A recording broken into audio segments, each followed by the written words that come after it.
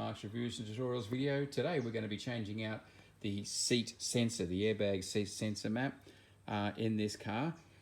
I don't think the emulators are available or a good idea. Have a look, there's a video up here as to how I explain why that's a problem. For kids and babies and stuff, this seat becomes really unsafe.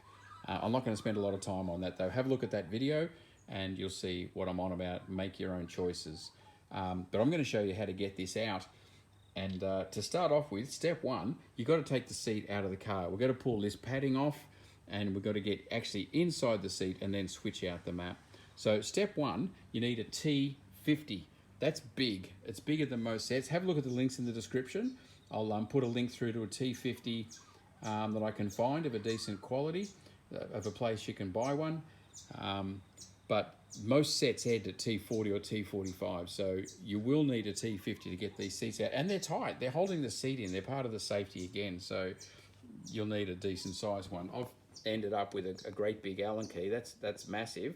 It's well and truly got enough length to get, you see the T50 bolts there in the back, in the track, right there, and the same in the front. I've got these front ones out already. There's the bolt holes they came from, and there's the bolts that come out, and that's a T50. So that's step one. Is to undo the wires, and that is this big yellow plug here. There's a slide on that, and then we pull that out. The black part pulls out like that. And then when that's out, that pulls out like that. Comes out as a plug, and there's your plug. So that is your locking ring in the side there. Seat is out. And now it's a matter of getting access to the trim around the side here, because this entire seat cushion has to come out, and the seat sensor's actually mounted in to the seat cushion. So plastic trims have got to come off from all four sides, and that's the next step. You'll see this seat belt is also attached. We're going to have to get the plastic trim off in order to disconnect that. There's the manual controls on the side, not electronic. It's got electronic here for the bolster adjustment on the front, but manual clips here. And you can see in under there, it's just a screwdriver to lift that out of the way, and then we'll take these off, and then we'll be able to get that trim off. This front trim is actually disconnected already on mine, so that one's ready to come out, and we'll just remove it at the back. We'll have this first trim off. So there you go, you can see, just lift that little black clip up at the center, and then it slides off. So you just got to lift it over that little tab, and then that hole there lines up with that hole, and that comes straight off. And this one's the same. This guy here, so I said that one is already released on mine. And here, it's just a matter of a screwdriver, that bit of metal just there has to get over that bit of plastic, and then that comes up like that. And that then comes off. There we go. We've got some wires going to that electric switch at the front to disconnect, but that gives us access to this trim, which enables us to get the leather off the side of the seat there. I think I've got a fitting broken here by the look of it. Here was another thing clipping on really along nicely now. To get the little switch out, you just need a very small screwdriver or very little anything. You press it in there, and then you can release that wire out. But the little clip just needs to be released by pressing that in. Okay, that trim is on.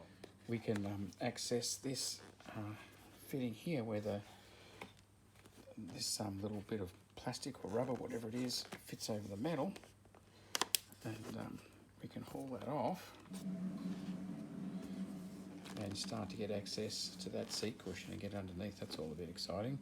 It's just a hook ring that gets in, so we just continue to work that around. We just need to get this panel here off the front, because the other side, there was no cover on it on my car. So that's exposed. The front, I've just got to get the rear and the side, and along the back of the seat along here. Once you've got the seat out of the car, again, you've got this fitting here, so you can actually just clip that over and stretch it off and get the back off without undoing anything. Snapped off, as I said. But on the sides here, there's a couple of little covers just with a Torx screw, so they're exceptionally easy to get off. So yeah, boom, you're off. A T20 Torx just took that little plastic cover off.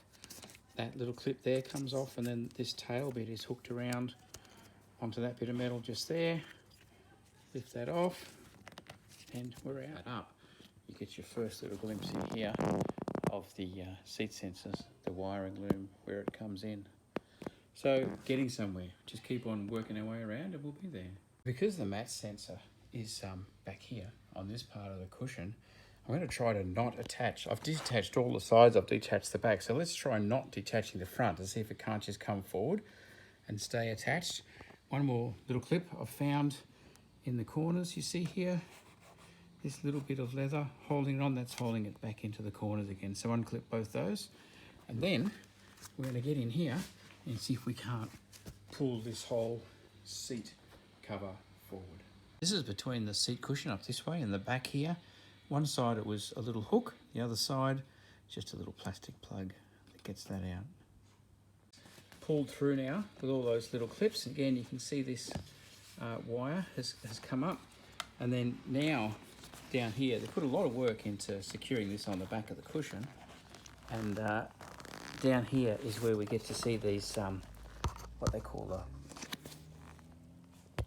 down there, those metal clips that are holding the leather onto the cushion. I'm going to take that metal clip out on both sides. These can be replaced with zip ties if you're desperate, if you don't have the fence type clip of putting it back on. This is just something I've got here. These little clips, you see, like that. These are, I think they're called hog ties. There's all sorts of different things you can call them. Netting clips is what it is, but you do need a little special pair of pliers. None of this though is expensive. I've used this in my handyman business for clipping shade mesh onto wire or clipping netting on. So you just stick that into those special pliers. Probably to a pinch, you could do it with a normal pair of pliers, but it's got the little loops, and then you squeeze the pliers and it closes the circle like that. So they're what we'll be using to put it back on. Metal rings out. I'm just clipping them with a pair of side cutters. They're like cutters, and then pulling them out with a pair of pointy nose pliers. They're bent. I don't know if you can still buy these or not. These are from my father's father. They're the hand-me-down tools, but very handy at different times. But just a normal straight pair of pointy nose pliers with 3 metal clips on this part here. You can see the holes that they're going to go back into. But what's exciting is we start to pull this forward without getting that wire hooked up, is that we're starting to see the seat sensor here. So this is the bit that we're wanting to replace. Arrived now. These metal rings actually clip. They've got a metal bar or a solid bar going through here. You can see there's one there goes across and one here.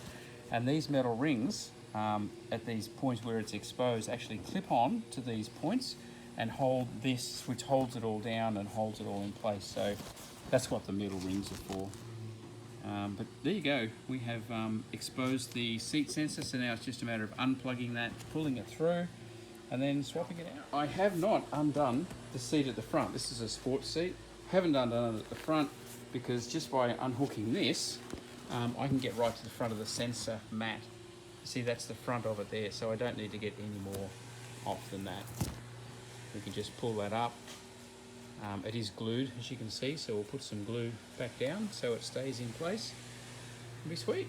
I'm just going to go through now and poke that wire, unplug, and then poke that wire through, take that mat off and swap it. Same deal as the other switch with a little screwdriver to get it out. Boom, it's out. And so now I'm going to take that sensor out and put just what you expect of a 65779153119 from BMW. And that's conveniently exactly the same as what I'm taking out.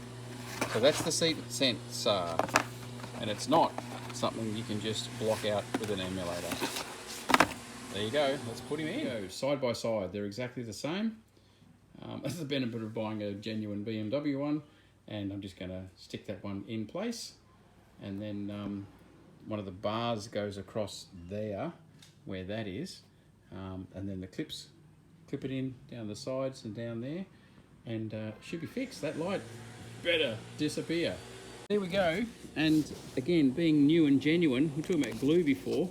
This has got little rip-off tabs that you can rip off, and you just line up the fade lines and re-stick it back down, back in the exact same spot. Okay, so the little rip-off tab glue things were useless. I've used this is Pseudo Fix All.